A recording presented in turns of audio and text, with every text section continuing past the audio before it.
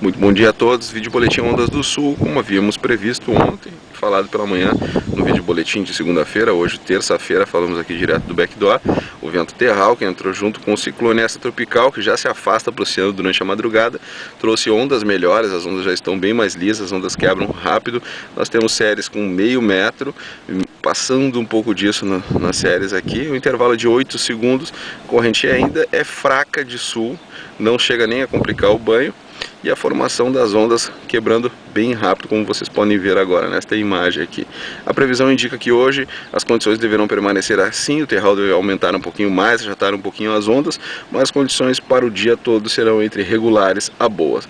Para maiores informações, acessar a câmera ao vivo, ver outros estados, picos e fotos do Brasil e do mundo, acesse sua janela para o mar, site ondasdosul.com.br.